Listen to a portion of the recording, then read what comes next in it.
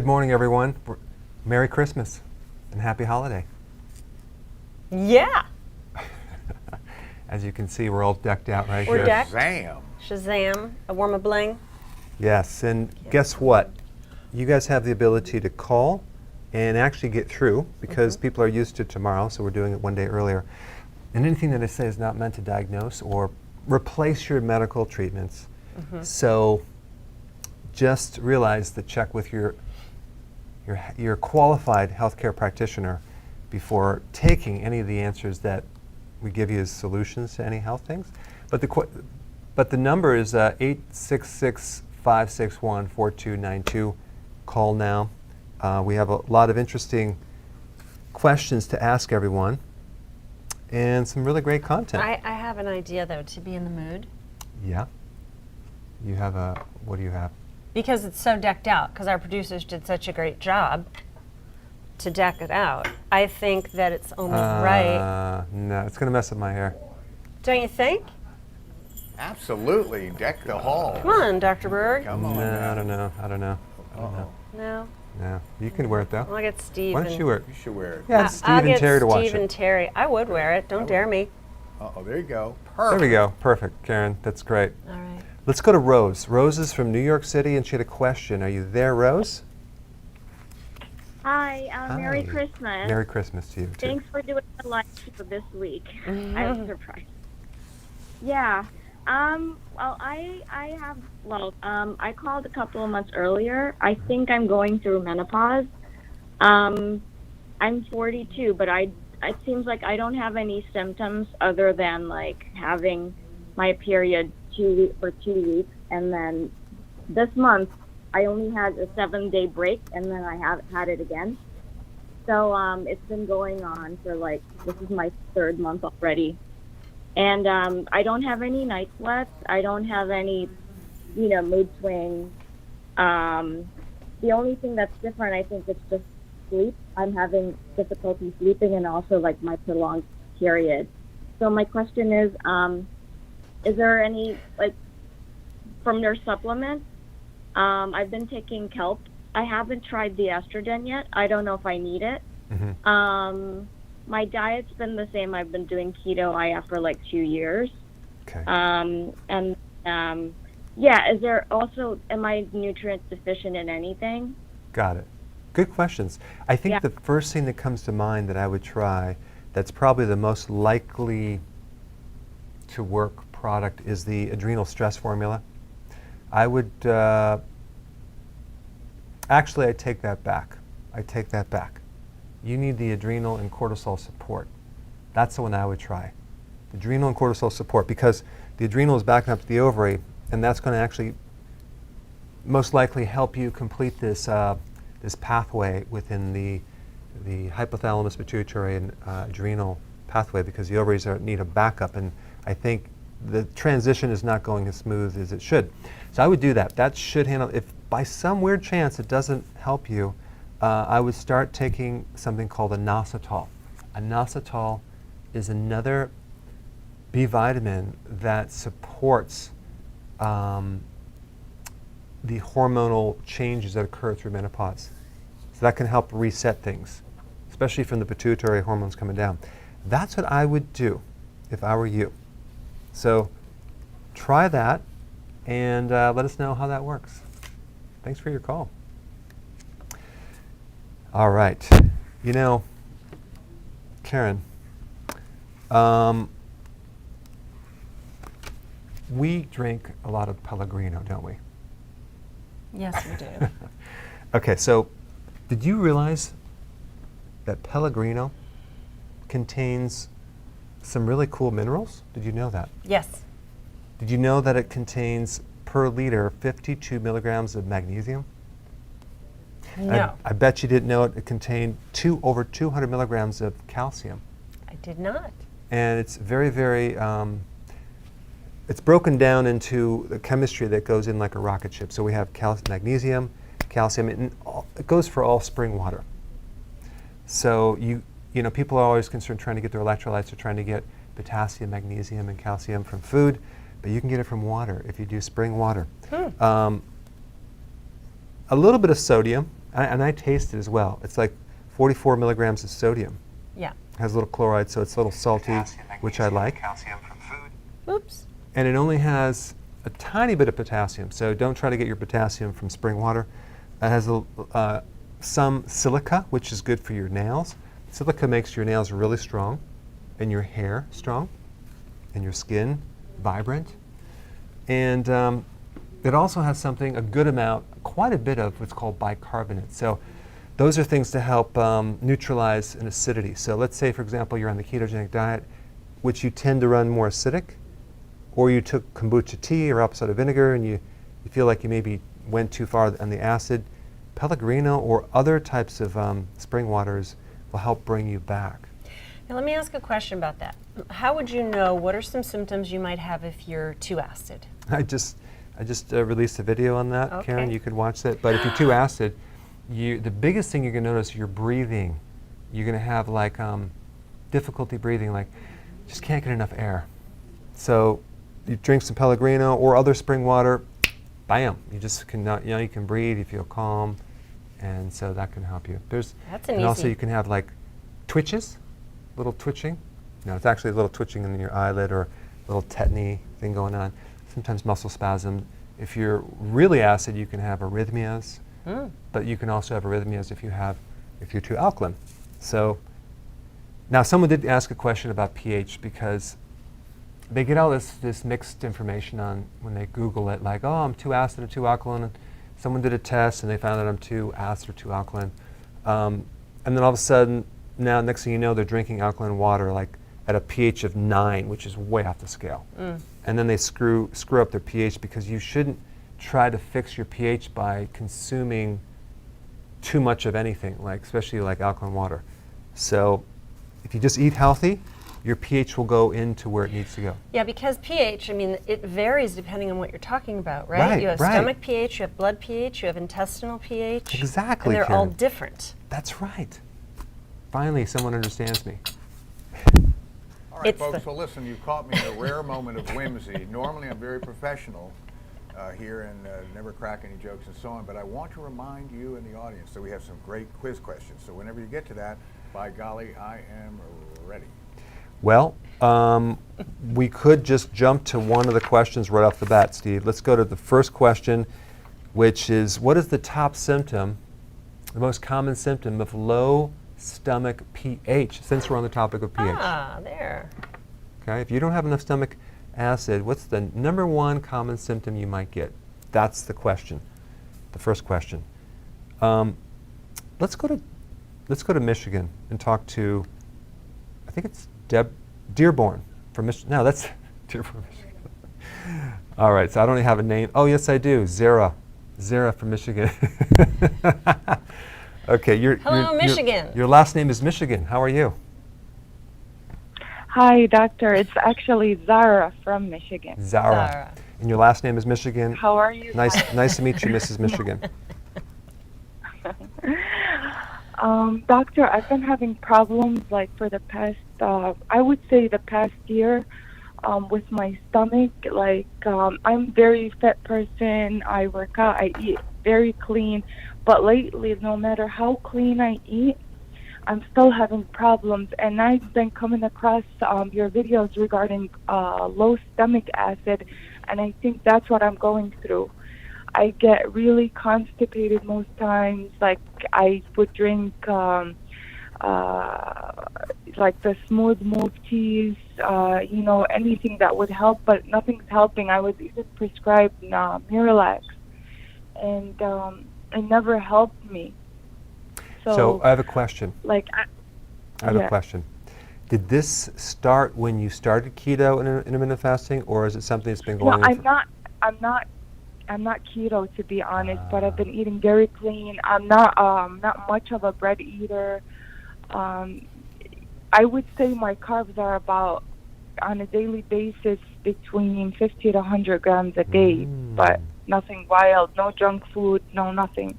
Okay. Would you be willing to try something new? Yeah, I'm willing, yeah. Okay, good. I would get on hardcore keto exactly like I say in my book, and that will help you greatly because I can recommend betaine hydrochloride, which you should be taking, which is going to acidify your stomach and help you. But unless you get your diet implemented and get it corrected, it may not solve your problem. So try that. And in addition to betaine hydrochloride, I would probably take, you can take the digestive formula that I have, that you can take that, or just get betaine hydrochloride and take about 5 before you eat. Because what's happening is you're getting an incomplete digestion. So things are ending up undigested, and that's why you're constipated. But I would definitely encourage you to get on the keto plan. All right, thanks, Zara. And then we're going to go to Karen. Yeah. And Karen has some real interesting questions after we get the answer Yes. to the question. Yeah. So, variety of answers, but the top is probably bloating, reflux, heartburn. There's others, indigestion, constipation. I'm going to go with burping. Okay. Well, the answer is indigestion, which includes all of the following. Everybody's right. But indigestion is more like the food's just kind of stuck there and it's not going through, and you feel real full, and then you have pressure and you're bloating and you get all these other issues. So that is the first symptom, including gas. So if you have any of these symptoms, that means you need more acidity, acidifiers. So betaine hydrochloride is a really good remedy, and it'll add the chlorides to make hydrochloric acid. And I will be releasing a video on that. But you need not just one, you need like 5 with the meal. Now, my guitar teacher at one time, was taking 9 to 12 per meal, because he said, wow, I found I can get away with consuming 5 guys, which is a lot of burgers and things. I'm like, that's probably not the best idea, but I understand that probably help you digest. Mm-hmm. So as you get older, you need more stomach acid help.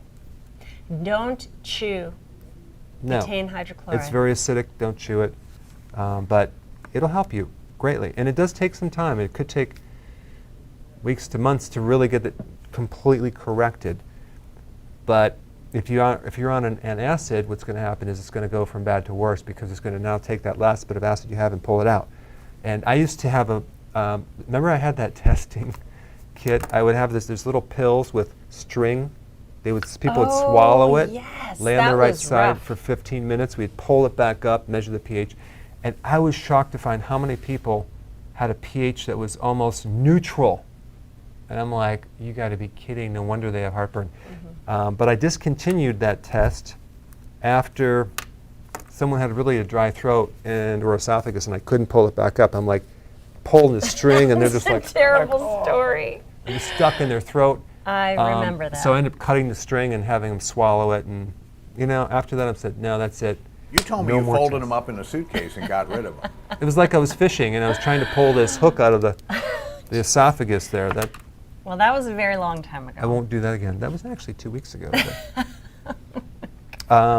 Yeah, we're not going to do that. Okay. Hey, let's take a question. Go ahead, Karen. All right, good. MS on YouTube wants to know, can you take vitamins on an empty stomach? For MS or just? No, the initials are MS.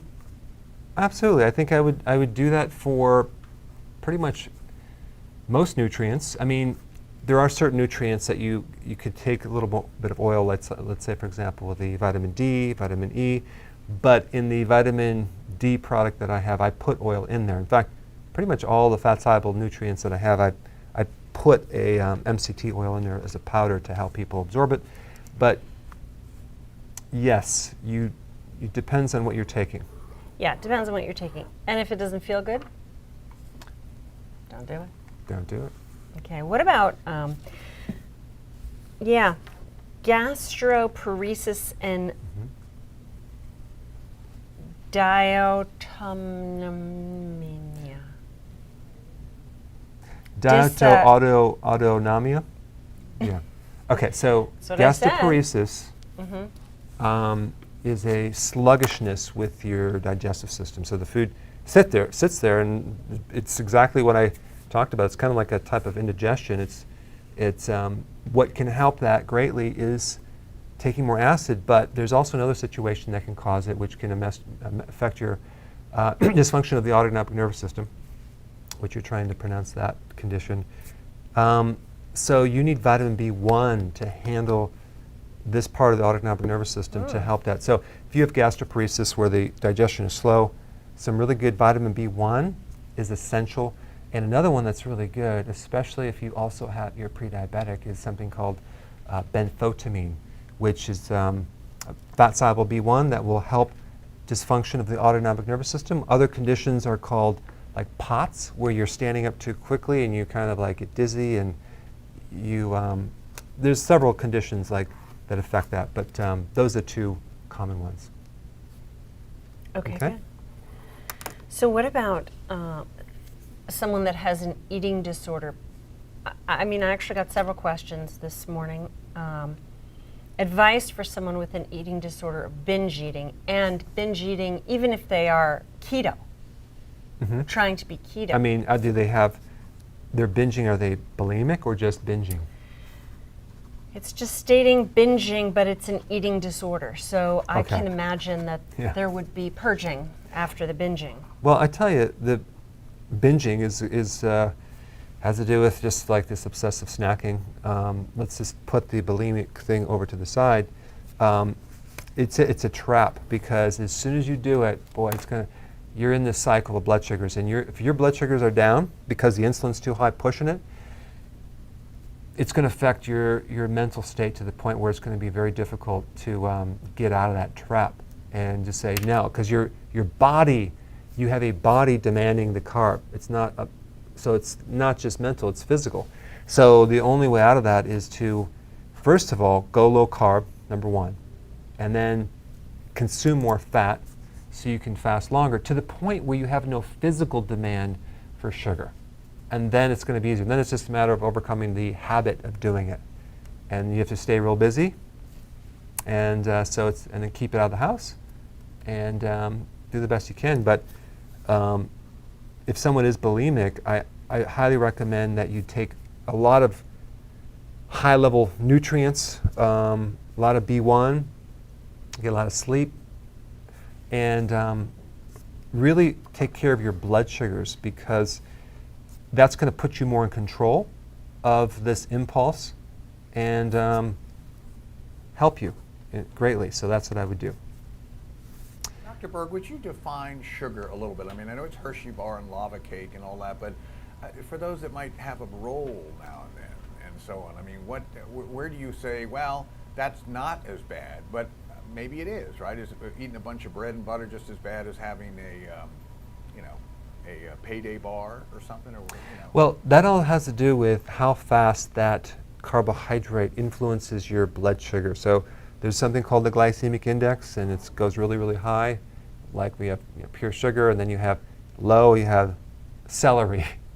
They're both carbohydrates. One has more fiber. So, and then you're right in the middle there, you have grains, and then you have starches. And the more you cook a starch, like a potato, you get a higher spike on the scale. So a potato chip is a killer for your blood sugars. Yet if you have a raw potato, no problem, go for it. But who's going to want to eat a raw potato? And then you have bread. That's a problem. So unfortunately, it's not on the keto plan, and so you want to just avoid all that. And the carbs that you can have are some small amount of berries and some vegetables. So, and not get too crazy in the fruit, especially apples, because it's like 19 grams per apple. It's like eating a candy bar. And so we want to kill those carbs. And I'm having kind of some entertaining videos coming up about killing carbs. It's my version of killing carbs, and you'll have to go to TikTok to see that probably next week. You can search it. So I have a whole series of Dr. Berg killing carbs. Murdering literally. Carbs. Yeah. It involves a sledgehammer and some carbohydrates. A stump in my backyard, and you haven't seen it because we filmed it yesterday. So you'll have to stay tuned for some interesting entertainment. You're probably going, okay. I'm wondering, where is there a stump in our backyard? If you look back there, I pulled one out and I set it all up and we did the whole filming, and I do need to go clean up some of the Food? stuff. Yeah. I should have had a blooper video, because when you use a Well, sledgehammer. let's hope Charlie doesn't find it. Yeah. But I had to put all that clothes into the wash machine. How about a quiz? Yes. Thank you. He stops the rambling. Okay, so the next question is, does your skin contain friendly bacteria? True or false? Your skin contains friendly bacteria. True or false? Oh, right. All right. Okay, I have a question here. Christian's wondering, on YouTube, his kidneys are in bad shape from alcohol abuse. Okay. Okay, and he's wanting to know what can be done to help heal them now. And we're going to assume that the damage isn't continuing, but even if it is, what can you do to help your kidneys out? It's the same thing you can do by helping your liver out, which is the same program that we recommend. It's a healthy version of keto. However, if you check with your doctor in this, what stage you are with kidney damage. Is it at stage 4 or 5? If it is, now you have to modify the diet, because if you do high amounts of potassium, that could be a problem. There's certain nutrients you can't do if you have kidney damage. And I'm talking about advanced kidney damage, but if it's real mild, then you can do it, because potassium is protective and certain other nutrients are protective. So check with your doc, but I would highly recommend getting off of the foods that destroy the kidney, which is, of course, alcohol and refined carbs. I mean, take a look at a diabetic. They have a lot of problems with the kidney. So get on the healthy keto. It's the best thing you can do. And fasting as well. That will actually increase the regeneration of kidney tissue. All right. Good. What do we have? Okay. Are you guys answering this question? I don't see the answers coming through yet. Well, you got to scroll down, is it? Yeah, actually, I did a ton of truths, by the way. Tons of truths. Really? Yes, ma'am. Oh, here's a true. Okay, it just scrolled right past there. Sorry about that. True, true, true, true, yes, true, true, true. True, true, true, true, true, true, yes, true. Is there any falses? No. Okay, so you guys are correct. And that was pretty an easy question. You have a tremendous amount of good bacteria and other friendly microbes on the surface of your body, okay? And one of the things that sometimes people with acne think is that it's coming from bacteria. That's because their skin is dirty and they start scrubbing the skin using cleansers and detergents and things that pull the oils out and antibacterial soaps, and they end up taking that friendly Acids. Right. They're exfoliating things. They take that friendly bacteria off the skin, and guess what's going to happen? You get inflammation. And now you have to do something about that because the skin is not as healthy. You lose the diversification. So now your skin is not as healthy. So you got to be careful about over cleaning your skin and what you put on your skin, because that friendly bacteria actually is part of your immune system, and it protects the skin. So that's an FYI. There you go. For those people who try to over clean their skin, especially with blackheads and stuff like that. All right, so let's go to Cesar from California, Temecula. Temecula. Hello. Hey, Doc. Hi. Thank you for taking my call. Sure. My question is in, excuse me, in anosmia. For people who have anosmia because of COVID, is there a recommendation as to what they can do to speed up the process of recovery? Yes. So this is a condition where your smell is gone. You need zinc, zinc, and I would take 225 milligrams of zinc, and that should help your sensation of smell come back. Plus, it's going to help your immune system. I wouldn't hurt to throw some vitamin D in there too. Yeah, question about that. Okay, so why do some people feel sick when taking as little as 50 milligrams of zinc sometimes. Well, it could be because you're not taking it. You're taking it out of the normal combination of trace minerals. I think you'd have much better a much better solution by taking it with in a blend of trace minerals, so that now you have the copper in there, because zinc always works with other nutrients. So I would take that with the copper and the other trace minerals at the same time, and you should not have a problem with that. Also, it could be the source of zinc that you're taking. Certain zinc is kind of really hard on the system, so that could be why. So is there a special formula or a combination to get zinc without feeling the feeling of sickness? Because it's not just me, but other people that take it. My family, I gave it to my son, and then all of a sudden we were like, feeling like gross. Yeah. Wanted to barf. Yeah, I think what I would do is I'm not biased, but I have a trace mineral has higher amounts of zinc. I would probably go with that, and because it's a very bioavailable zinc, you don't need as much. So I would take probably 5 of those a day, 5 or 6 a day, of the trace mineral that I have. That has all the trace minerals, plus it has some additional ones to help balance zinc, especially in the copper, in the right ratios. And they're all plant-based, so. It's just a good daily supplement anyway. Yes, but here's the thing too. Some people say, well, plant-based zinc is not as bioavailable as animal. That's true, but this is taken from an ancient layer of the earth that had prehistoric plants that made it more bioavailable. So it's not just, you're not consuming, like, you're not getting your zinc from like lettuce or spinach, but you can also get zinc from animal foods as well, and especially shellfish and seafood. All right, I need to go to Michelle, who's been waiting patiently from Maryland, Elliott City. Hi, Michelle. Ellicott Hi. City. Hi, good morning. Thanks for taking my call. I am a twin, fraternal twin, and my sister and I are 51, and we've both done the keto diet and lost weight and felt great. But I have a symptom that she doesn't get that bothers me, so I always stop. And that is, even though my ketones get up to like 1.0, so I think I'm on the right track, my eyes get very itchy and dry and really bloodshot, and nothing seems to help that. And the other thing is my cholesterol goes from like 280 to 320. Yeah.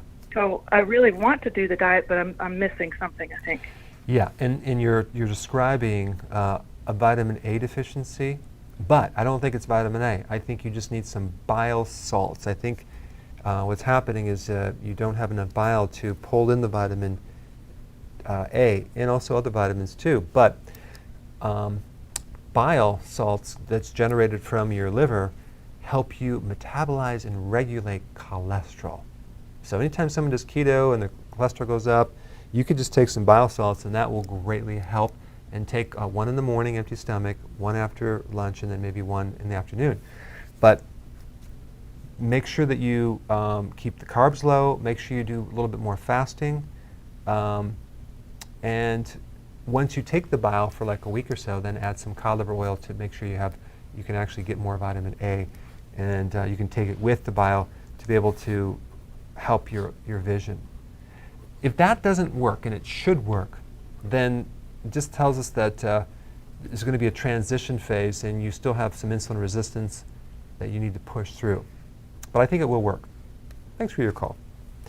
All right, let's take a social media question, Karen. Okay, good. I can't find the name anymore, but someone here is a brain aneurysm and wants some recommendations for how to prepare their body before and then help after surgery. Well, I think the best thing to do for repair of brain tissue is to spike your DHA, which they've done studies and they've given people high levels of DHA, which is basically omega-3 fatty acids, It's not. It's one of the omega-3 fatty acids. But what happens if you take higher amounts? It can help repair brain damage and brain injury. So you can also do the hyperbaric, which is awesome as well, the oxygen chamber. But DHA in higher amounts is what I would do if I were you. Okay. Okay. So is it simple? Yes. And Karen, I want to talk about the importance of fat, saturated fats. Okay. From, like, say you're eating a steak, and some people cut the fat off, some people keep it on, and I personally usually cut it off, but I should be eating it with the steak because that fat has some interesting things in it that I'm going to do a video on, and it has vitamin K2. It has something called CLA, which is really good for losing weight and your health, and it's also really important for those people with digestive issues, especially if they have leaky gut. But that fat has some really important properties. I don't mind that you cut the fat off your steak. That's right, because you eat it. But it's if you wanted a good fat to cook your eggs in, or cook some other products in, tallow. Tallow. And tallow is what? Beef fat. What about pork fat? Now, there's a lot of mixed reviews on that, simply because the quality might not be there, especially if you're getting it from the local grocery store. That What if it's organic? Well, let's say that pig is consuming organic grains. See, the stomach of a pig is not like a stomach of a cow. They just have like one stomach, so they don't do well on just grains. So there's more inflammation. But I think, though, if you could find a pig that's been fed food that is a lot healthier and it's organic, that would be awesome. But I think Gotta the find best that thing, I think pig. the best thing to do is to raise your own pigs, which I would like to do. You said we could. Chickens are enough. You said we had the option. You'll fall in love with the darn thing, and then you'll never slaughter it. And that's it.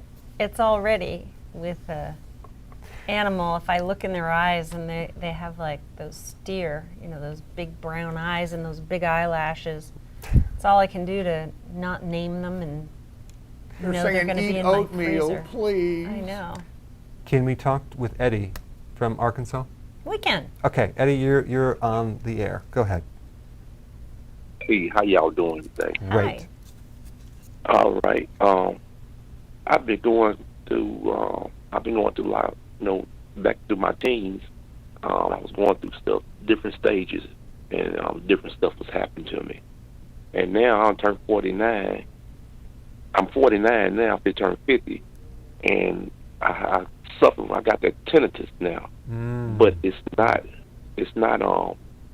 It comes, it goes. It comes, it goes. It might stay gone, then come back. Okay. So this person was telling me, it might be a phase of your teen. You growing up. It might be a phase. It might leave when you turn 50. It's called menopause. Can't never tell. Menopause. Yeah. So Yeah. So that's what he's trying to tell me. So he said it might leave when you turn 50. You might be going through a phase. But Okay. I was looking at you on YouTube when you said get that some kind of inhaler to spray in your nose. If it get louder, that means you have to go through something else for you, like some kind of chest stuff you was talking about taking. Oh, okay. What? So I have a question for you, Eddie. Are you at all Yes, sir. pre-diabetic? No, sir. Okay. Are you on a keto eating plan and doing intermittent fasting?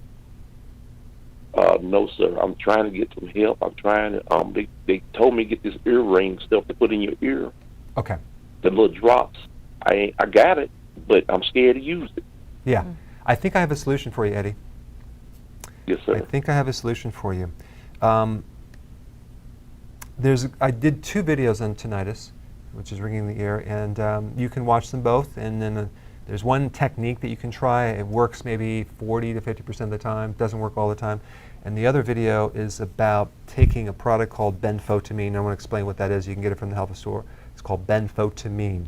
That's a fat-soluble B vitamin, and that may help you because it supports the kind of the outer covering of the nerve.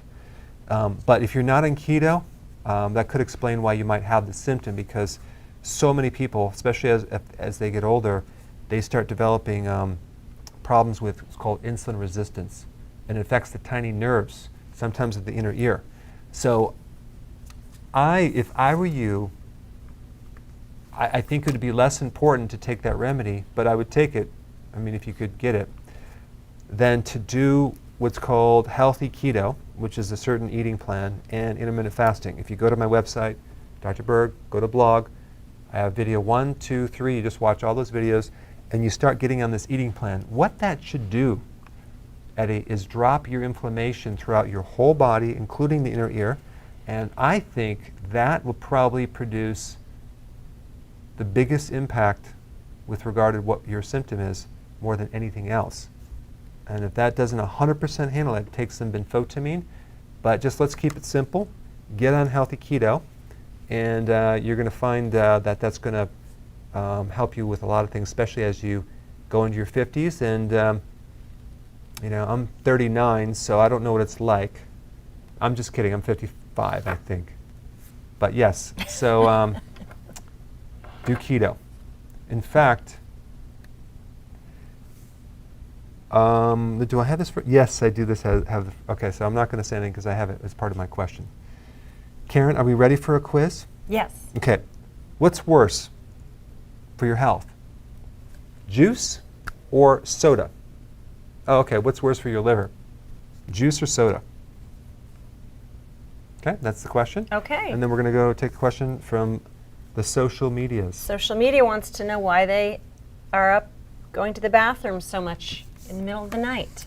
This is such a simple solution, and it's so easy, and it's unnecessary to have to get up even one time a night. And I'm going to cover this in the advanced video next year. So if you want to watch it, I'm just kidding. Stay tuned. No, it's real simple. You're going to watch for a year. No, this is what's happening. I'm not saying you guys have prediabetes, but I am saying that there's a version of prediabetes that's even pre-diabetes, and it's called insulin resistance. And that happens, it affects your urination, especially at night. You're going to find that you're going to go a little more at night than during the day even sometimes. So all you have to do is get on keto for real. That means cutting your carbohydrates down. And what's going to happen is you're going to notice, like, wow, instead of 10 times a night, it's 3 times a night. Give it more time, include intermittent fasting, and sure enough, all of a sudden you slept through the whole night, didn't get up once. It's purely a blood sugar issue, and wherever the blood sugar goes, if you have high sugar in your body, that's where the water goes, so it's going right through the kidney, and I'm telling you, just try it, and you'll see it will work. Okay? Okay. All right, Karen, what else do we have? Do we have another question? Well, we have a lot of answers. Do you want answers? Oh, yeah, I want the answers. Tons and tons of answers. So it's funny because we have probably an equal amount juice as soda, and then tons of people are saying both. Okay, so, you know, when I say what is worse, I'm just talking by a millimeter, okay? I'm not talking by, they're both worse, but... They're both bad. Right, Yeah. but it's just relative. The juice is slightly worse if you take the same volume, even if it's 100% fruit juice. Why? Because it has about 5 to 10% more fructose. So remember, this is for the liver, worse for the liver. Yeah. Worse for the whole entire body, actually. Okay. But it's bad for the liver, too. So what happens when you have more fructose, even though it's low on the glycemic index, your body deals with glucose differently. So you only have one organ to deal with this sugar, and that's the liver. So liver is like, why do I have to do all this work? So it gets overwhelmed. It has to metabolize and break it down. It overwhelms it, and then you start developing fat on the liver, insulin resistance, and a lot of other issues. So, but realize too that the high fructose corn syrup that's in the soda is probably not any better, but it has a little less fructose, believe it or not. Amazing. Yeah, fruit. It has a ton fruit of other ju- crap in it, but Fruit juice has less fructose than high fructose corn syrup. no, you said fruit Fruit juice juice. has less. Less fructose. I'm sorry, has more fructose Right. than high fructose corn syrup. Yeah. So, you know, it's funny because I know as a mom, juice was the thing, right? When the kids Yes. were little, I it's sort know. of this agreed upon thing. It's in schools, it's in You think it's healthier. sports break. What do? Everybody gets the juice pack. Yeah, the idea is that juice is so great for a child, a developing child or anyone. There's only one thing worse than that. That would be like the sweetener agave nectar, which has a massive amount of, I think it's like 90% fructose. That's worse than juice as far as the sweetener goes. So but what they do is they put it as keto friendly because it's low in the glycemic index, but that's misleading. So watch my video on that. I think I just released it. Okay. All right. Paul, you're from Front Royal, Virginia, right on the edge of the mountains. Go ahead. You're next. Thank you, doctor. Sure. My question is, I had stage 4 bladder cancer. They ended up removing it, and they installed an Indiana pouch. And by doing that, they built me a new bladder from the ascending colon. And so my question with that is, I am assuming from what little research I've been able to do that I have, just because of the portion of the ascending colon that they removed, I've gone through metabolic changes, and I was curious as if you had any insight as to what significant metabolic changes due to the removal of that portion of my colon. Well, I could imagine just the surgery alone, what happens, it puts a tremendous amount of stress on your adrenal glands. And I'm talking about a spike of cortisol. And this is, I did a video on this, like after surgery, after cancer, after even a major infection, it can actually put someone almost into a metabolic syndrome state because you're having this spike of cortisol. So what you need to do is support the adrenals for sure. Of course, get on healthy keto for sure and intermittent fasting, because that will start turning things around for your adrenals. But there's one other thing that you can do, just for, in general, for those people that had some trauma to the bladder. And it's basically a massage. If you take your hands and you massage very low in your abdomen, right above that first bone, it's called the symphysis pubis. It's a little bone on the top, the front part of your pelvis. You can look it up, and you start pressing in there gently. You're going to feel there's a lot of protective muscles that are in a spasm in that area. That you massage that area over a period of some weeks, and you're going to find a lot of improvement as far as the flow of urine, the tension, the stress in that area, and even because stress from surgery leaves an impression on the body. And so even though it might be months after the surgery, that stress could still be there in a state of a kind of a spasm. So that's what I would do if I were you, Paul. Thanks for your call. All right, Karen. Hey, well, I see Ted Lovejoy on YouTube. Hey, Ted. Hey, Ted. How's it going? Well, he wants to know, do cinnamon supplements help with high blood sugar? Only if you do it in the form of Cinnabon. Cinnamon We know Ted, Cinnamon is really, really, really beneficial for your blood sugars. And it helps insulin resistance. It's great for a diabetic. And so you definitely want to use it, not on your sugar and toast type thing that That's you what had, we used to do when we were butter, little. but So just good. as a supplement, or put it in your coffee, or put it in some keto bombs. But cinnamon is a good spice to use. And then you can also, if you add clove to that, okay. Now you're talking. These are my all-time favorite spices. That's why I said it. All the time. You just wanted to get a reaction out of it. Yep, and it worked. So, but Clove is a very good antibacterial. There's a lot of other stuff in there, but so it's good for Good for teething. yes, chewing a clove. And cinnamon also. And what about this? People use cinnamon for, is it an appetite suppressant? Yeah, because it affects your blood sugars in a positive way. There you go. Okay, Ted. Expect to see you with Who knew? a cinnamon stick Who in your knew mouth. that? Who knew? We have cinnamon and clove on those ribs in the oven right now. Yes, and one thing I like about those ribs that we're going to eat a little bit later is the we want to have all that connective tissue that's connected to the bone. Don't you worry, eat I'm that. not going to remove the connective tissue. You want to eat that because that's really good for your own tendons and your own connective tissue, because there's you have the sternum right here, and you got the ribs, and there's a cartilage connection, okay, and there's a condition called costochondritis, which is inflammation of that cartilage, and you press on it. I'm releasing a video on that. I'm going to tell you what to do if you have that. So ribs is good for that. Or cartilage. It can. Connective tissue. That made my apostat fall about 3 points. See how I tied that into? No. I tied in eating our ribs all the way to an inflammation Bring of it your own around. ribs. So But just as a I wanna- note, I'm not this done is, tying this it is into- what it's like eating at our dinner table. And we could have anything on the table. And the kids are talking about school or their day, and we're eating something. And he says, that reminds me Karen, I can't help of it. IBS All and night long. inflammation of.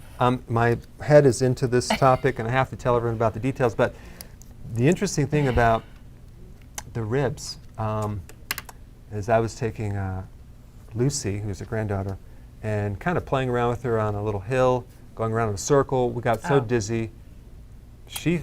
I kind of put her down, and I fell on my fist. Somehow I fell on the ground and literally bruised my ribs, and it's finally healed. But it's just like, gave myself some costochondritis, Karen. Well, you're going to be eating some ribs later today as a Christmas dinner. Well, that sounds like a plan. And I'm going to help you heal that. This is exciting. Watch it, watch it. Okay. What do we want to do now? We want to just give them another question. A quiz? Quiz question. Okay.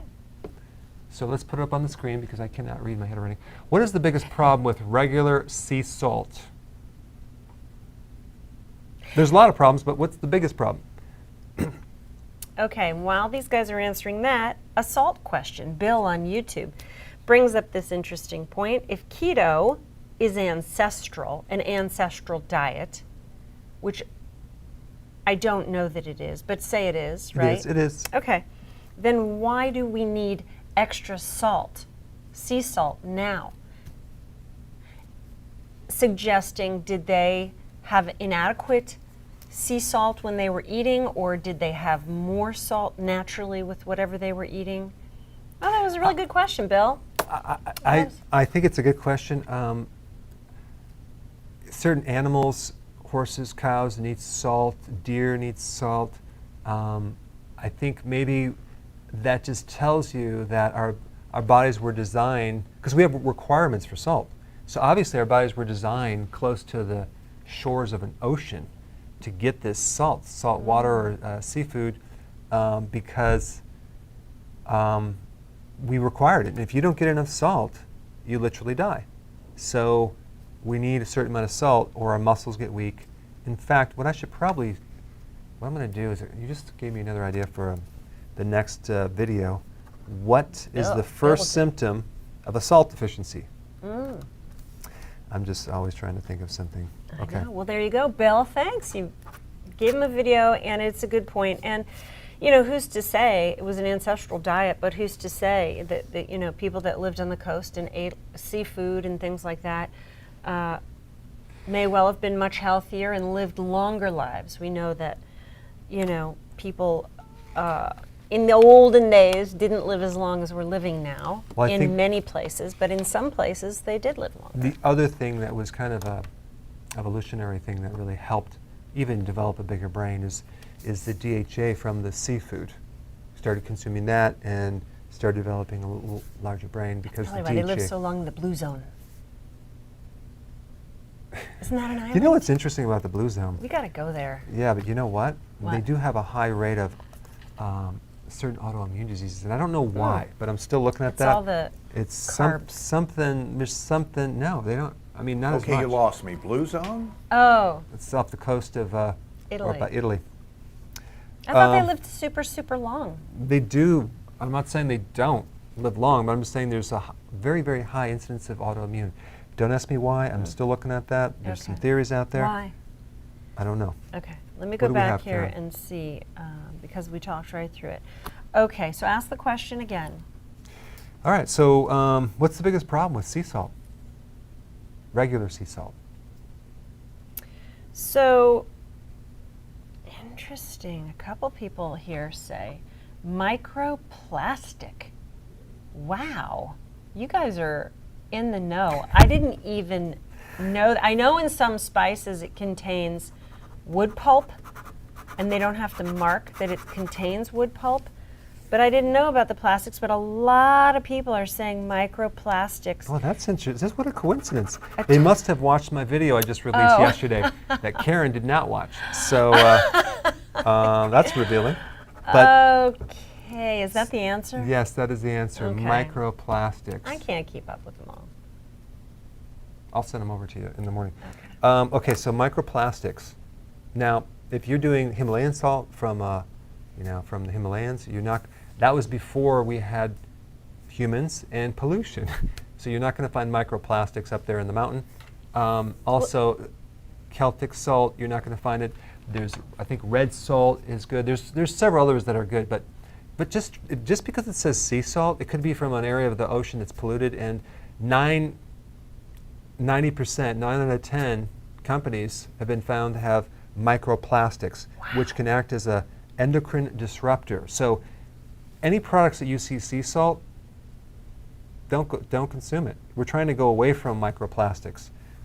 So you have to do a little more research. It's not that all sea salt is bad, but or One is big it? connection. Well, if it's like if you just see it on a label, chances are it's probably not going to be. You have like a 90% chance it's going to have microplastics. But Wow. if you're buying a high quality sea salt that you know it doesn't have it, then obviously you're going to be better off.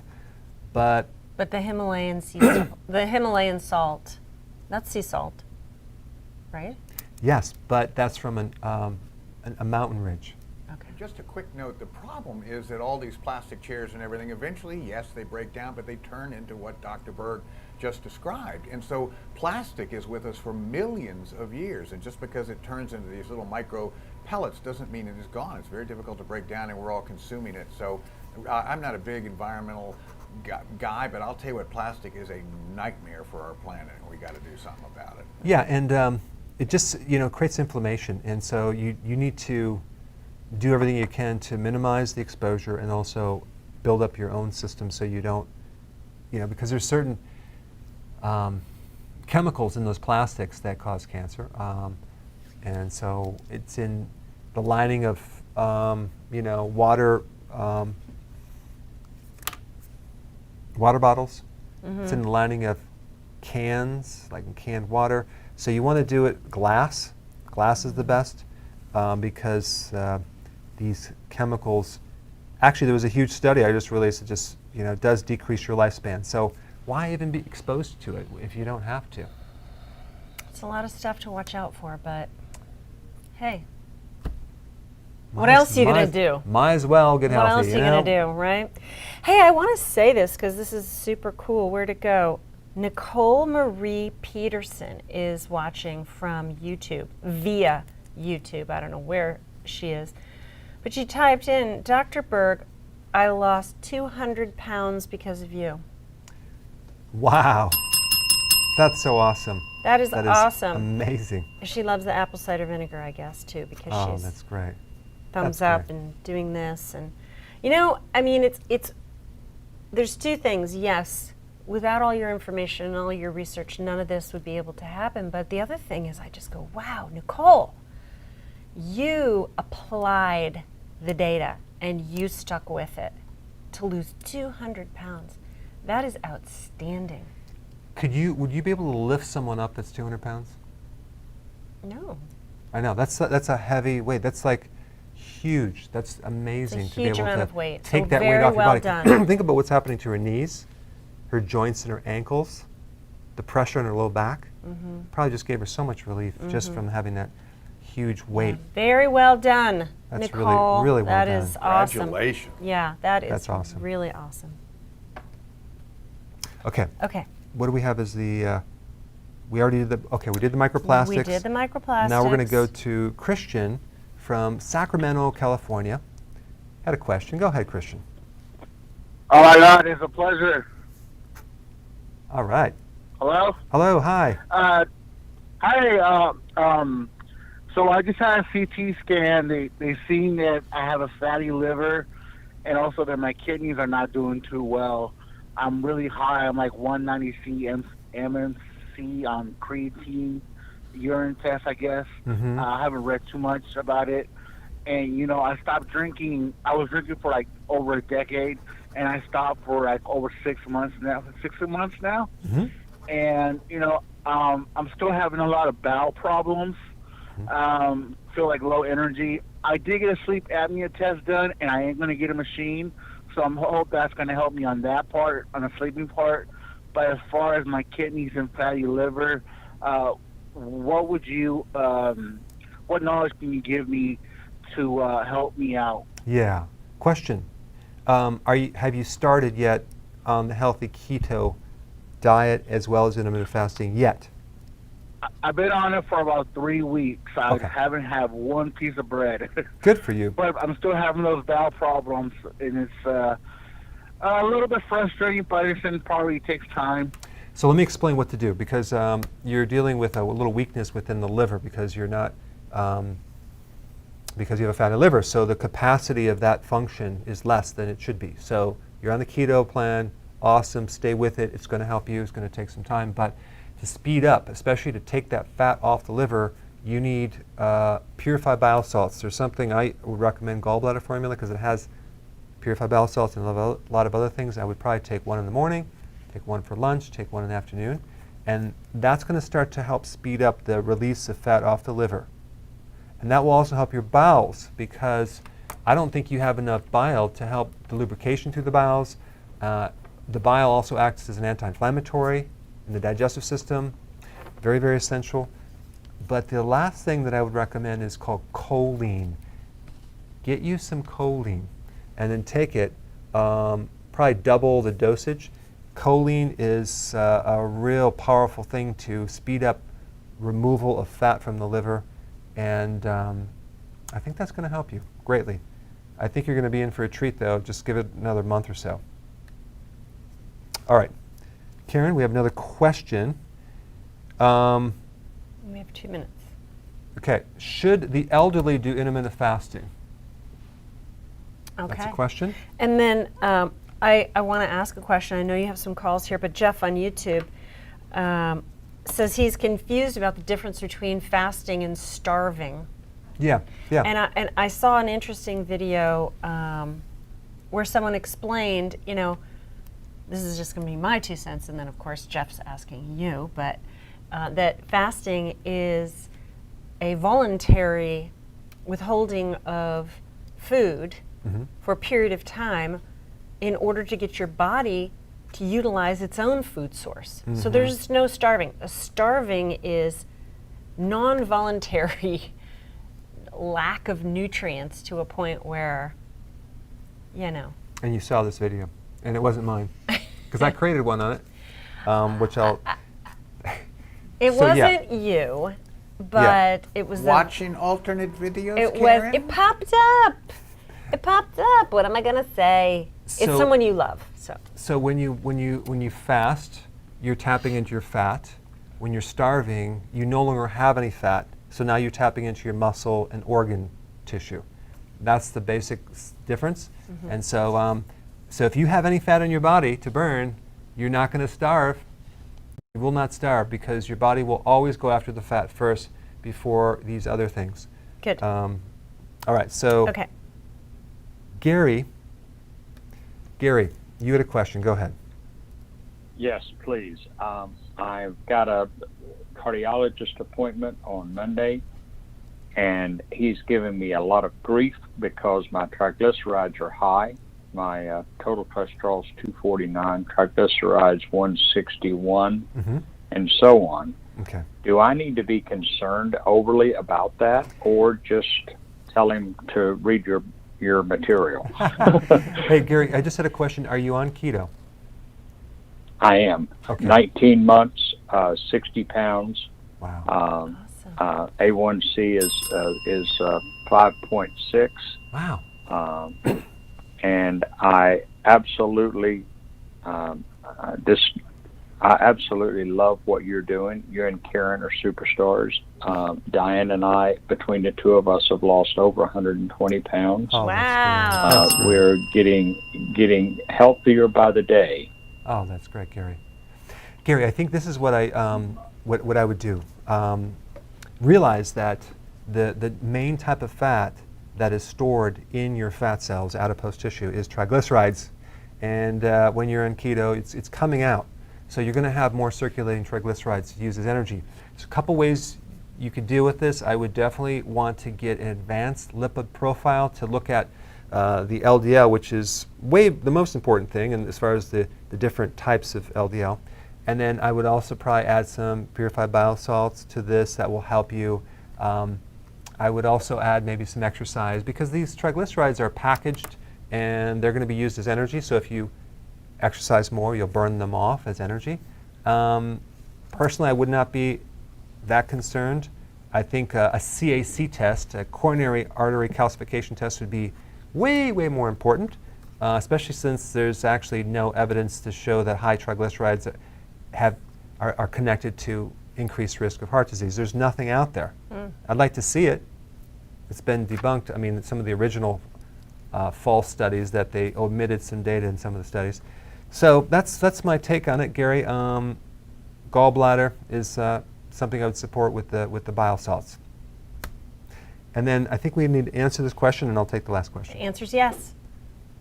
Everybody agrees. Yeah, in fact, this is the thing. I've had someone say, well, is someone too old to do fasting? No, in fact, the older you get, the more it needs to be a requirement. You know why? Because fasting increases your lifespan. It actually makes you live longer. Why would you not? There's not one good reason not to fast when you get older. Not one. So, yes, the older you are, the more you need to fast. Period. Let's see. Let's go to Giovanni from Iowa. Go ahead. Hi. Hi. Okay, so a person that works in a stressful environment and has a fast access to drink pop each time that person gets stressed. And that's a loop and never ends. Yeah. And then after work, you keep with those carbohydrates and go on and go on and go on. How can you break that habit, especially when that person doesn't, it's not that they don't trust in keto, but they don't like avocados or eggs or cheese. So which is the first big step so that person can break that habit when they feel stressed and they have to go to the carbohydrates or pop or that kind of stuff? Okay, so you may be able to find this from the health food store. You might have to order online. I think it's called Zevia. There's this, there's alternative. You need a substitution, something like a sweet soda that doesn't have the sugar. They have all these different sodas at the health food store, Zevia, and there's different other ones that you could take, and it's actually just like a soda, and it's sweet, and it has stevia in it, and you won't tell the difference. It's pretty close, and that's what you bring to work with you. That's what you drink. One thing you have to realize is as you give into these sodas, to give you this very temporary break in stress, your stress will now go up higher and higher and higher and higher. So it's a trap. It's like almost like a drug, and so you really need to have a substitute and get your blood sugars under control, so then the craving will go away. And one last thing, I think you really need a lot of nutritional yeast. That has the B1 to reduce your stress. You're going to feel real calm. Take that before you go to work, during work, and after work. It's nutritional yeast. You can get it in tablets, or you can take it in a powder. Yeah, and another thing to understand, for everybody to understand, is that carbohydrates, you use the phrase, the stress is increased. But what also happens is your tolerance to stress decreases. Right. So it might feel like you have more stress. In fact, you might have less stress, what you would perceive earlier as less stress. But your ability to tolerate stress goes down, down, down. So if you're feeling stressed, if the environment around you is stressing you out, if there's a person that's stressing you out and you say, well, that's why I eat the carbs, well, just know you have now made yourself less tolerant to your own environment and the people around you. So the thing to do is get the carbs out so that you have a higher ability to tolerate what's happening around you. And some people even, it gets so bad that they can't even tolerate slow drivers. They have a problem babysitting for over 8 hours in a daycare center, about 15 little kids that are crying. That's a high stress. So they get to that point where they can't even tolerate that. So they can't, it gets bad. Or surfing with the remote, not picking a channel, and that's just annoying. Have a wonderful Christmas, guys. We'll see you Have a great Christmas. in We're not 2 gonna, weeks. Yeah, 2 weeks. Have a great Christmas and a wonderful New Year. And we all survived it. And we all survived 2020. I'll see you next year. Me too.